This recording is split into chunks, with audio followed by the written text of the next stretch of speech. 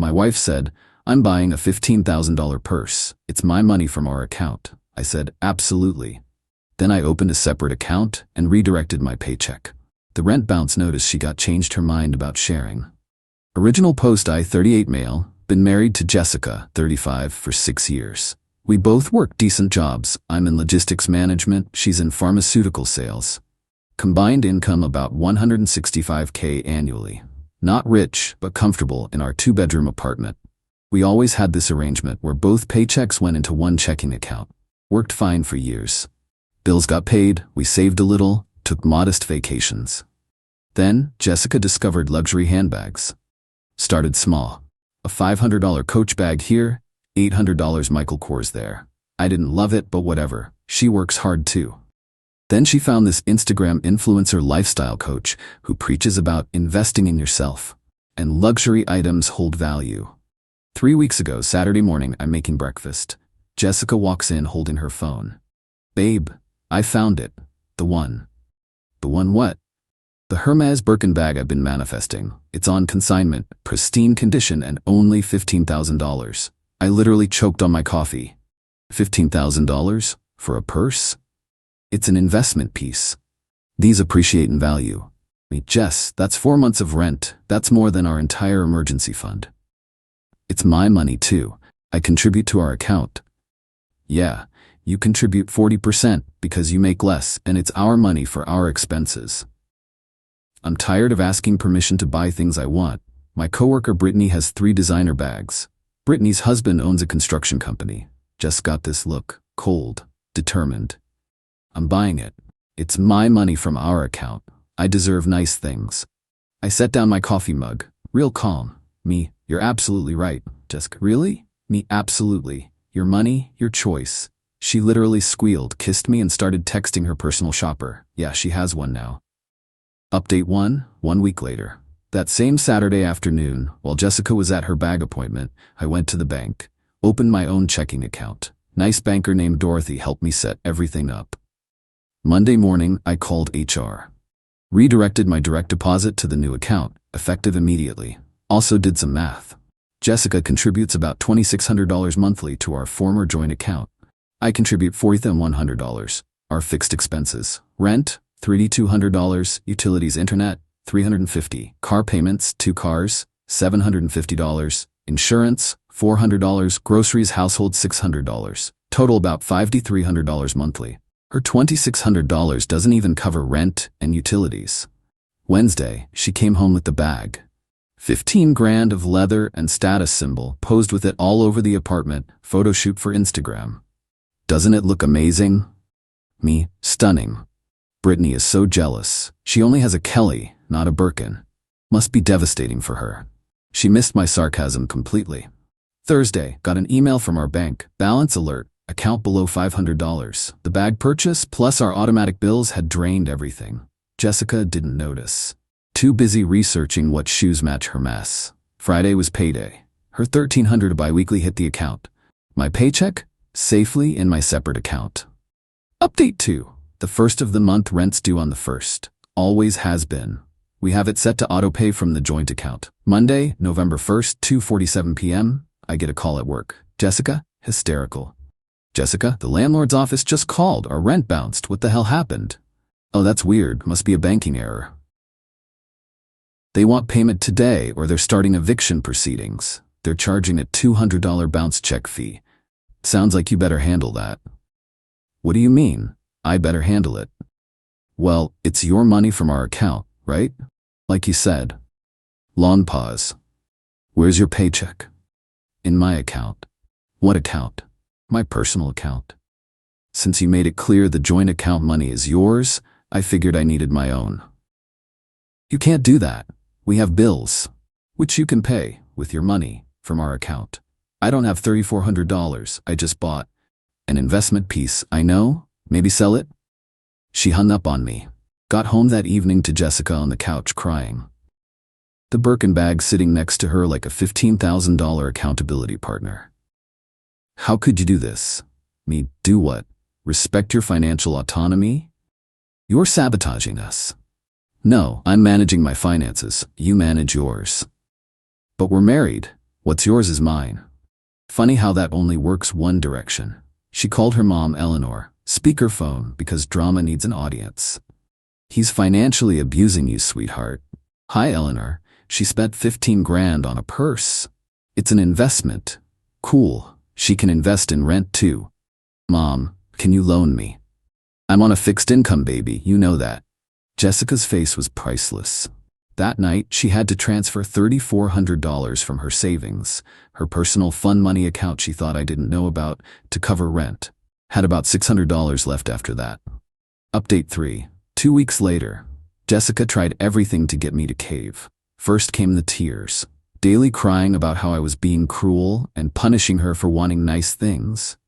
Then the guilt trips. I thought we were partners. You're supposed to take care of me. This isn't what I signed up for. Then the threats. I'll tell everyone you're financially abusing me. My dad will kick your ass. Her dad's 68 with a bad hip. I stayed calm, kept paying exactly my proportional share of bills into a new joint account I set up. 38% of my income, matching her contribution rate. Fair's fair. But here's where it got interesting. Her coworker Brittany, the one with 3 designer bags, invited Jessica to a weekend trip to wine country. Fancy resort, spa treatments, the works. Jessica, I need $2,000 for the trip. He sounds expensive. Everyone's going. I'll look poor if I don't. Then maybe don't go? You don't understand. These are important networking connections. Network virtually, it's free. She went nuclear, screaming about how I was ruining her career and sabotaging her social standing. Me, Jess, you chose to spend 4 months of rent on a handbag. These are the consequences. Jessica, I'll sell it. Me, great, problem solved. But I can't. It's already lost value. The consignment shop will only give me $11,000. So your investment depreciated 27% in 2 weeks? She threw a coffee mug at the wall. Missed me, hit her Birkin. The scream she let out when she saw the coffee stain, pure agony. Update 4. The intervention.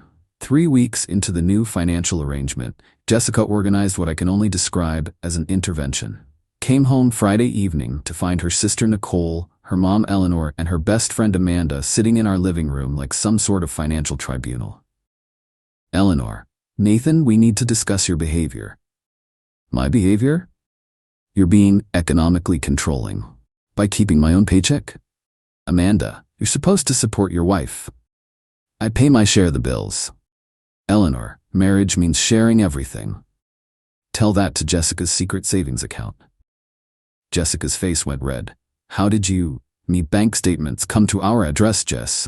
The one for your personal emergency fund with 8 grand in it. That's different. Women need security. And men don't.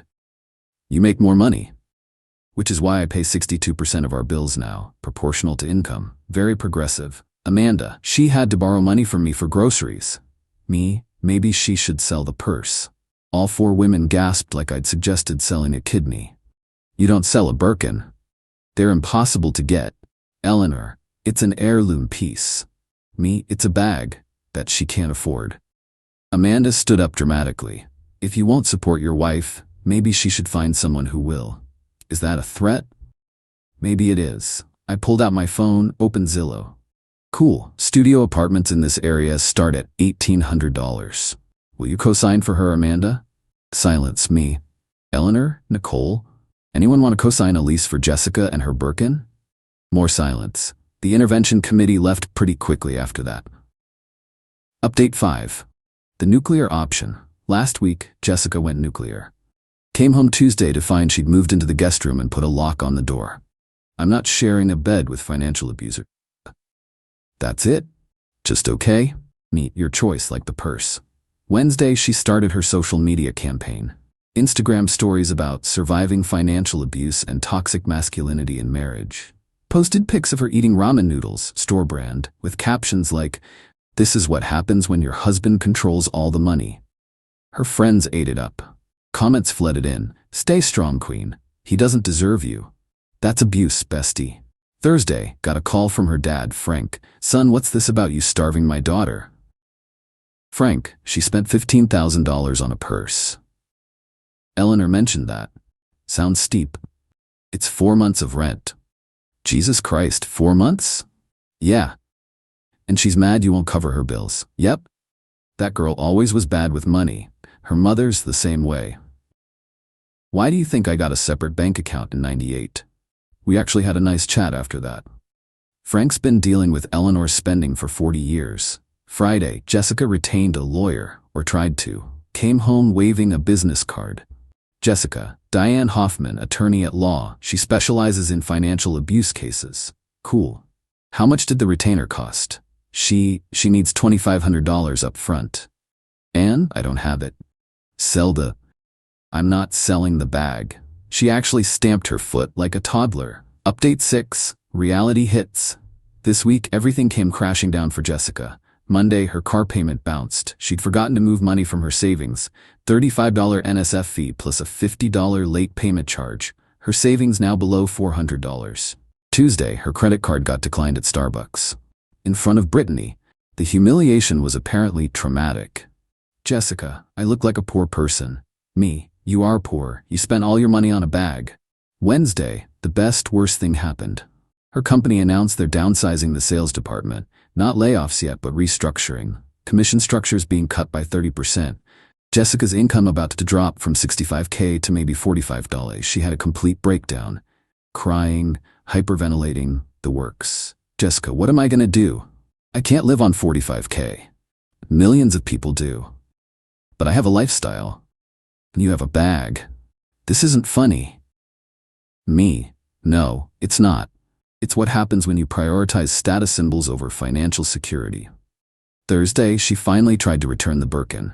Went to 3 consignment shops. Best offer, $10,500. The investment had lost 30% of its value in 1 month. It's because of the coffee stain, which happened because you threw a mug. Which happened because you were being impossible. The mental gymnastics are impressive. She didn't sell it. Still couldn't let go. Friday morning, got an email from our landlord. Lease renewal time. Rent's going up $200, now $3,400 monthly. Showed Jessica the email. My share at 62% would be $2,108. Your 38% would be $1,292. Jessica, I can't afford that. Then we need to find cheaper housing. But this is our home, which we can't afford if you keep buying purses worth 4 months of rent. She finally broke.